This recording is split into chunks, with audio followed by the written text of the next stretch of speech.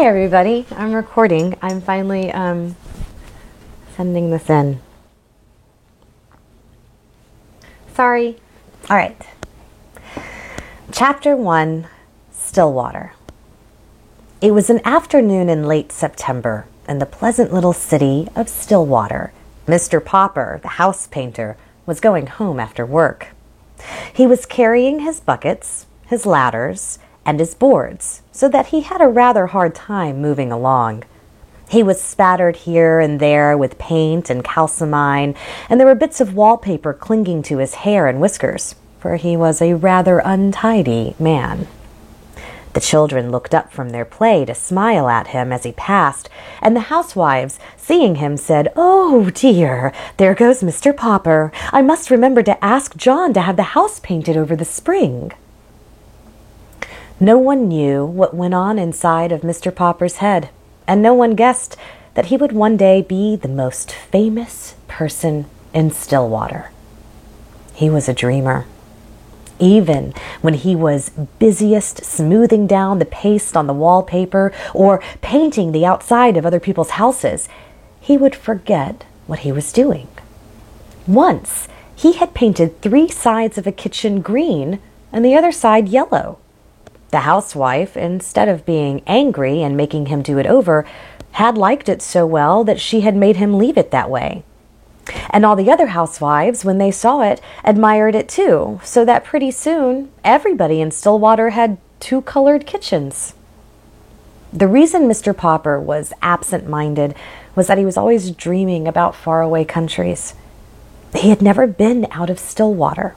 Not that he was unhappy. He had a nice little house of his own, a wife whom he loved dearly, and 2 children named Jamie and Bill.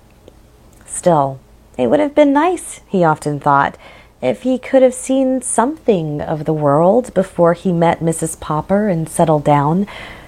He had never hunted tigers in India, or climbed the peaks of the Himalayas, or dived for pearls in the South Seas. Above all, he had never seen the poles. That was what he regretted most of all. He had never seen those great shining white expanses of ice and snow. How he had wished that he had been a scientist instead of a house painter in Stillwater, so that he might have joined some of the great polar expeditions. Since he could not go, he was always thinking about them. Whenever he heard that a polar movie was in town, he was the first person at the ticket window and often sat through 3 shows.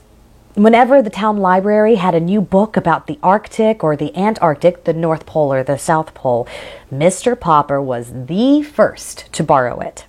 Indeed, he had read so much about polar explorers that he could name all of them and tell you what each of them had done.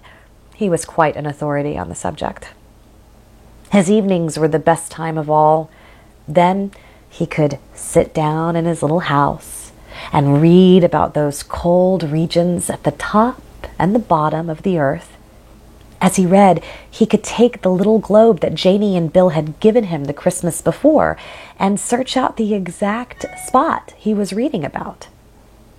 So now, as he made his way through the streets, he was happy because the day was over and because it was the end of September. When he came to the gate of the neat little bungalow at 432 Proudfoot Avenue, he turned in. "Well, my love," he said, sitting down his buckets and ladders and boards and kissing Mrs. Popper, "the decorating season is over. I have painted all the kitchens in Stillwater. I have papered all the rooms in the new apartment building on Elm Street. There is no more work until spring, when people will want their houses painted." Mrs. Popper sighed. "I sometimes wish you had the kind of work that lasted all year instead of just from spring until fall," she said. "It will be very nice to have you at home for a vacation, of course, but it is a little hard to sweep with a man sitting around reading all day." "I could decorate the house for you." "No, indeed. said Mrs. Popper firmly. "Last year, you painted the bathroom 4 different times because you had nothing else to do, and I think that is enough of that. But what worries me is the money. I have saved a little, and I dare say we can get along as we have other winters. No more roast beef, no more ice cream, not even on Sundays." "Shall we have beans every day?"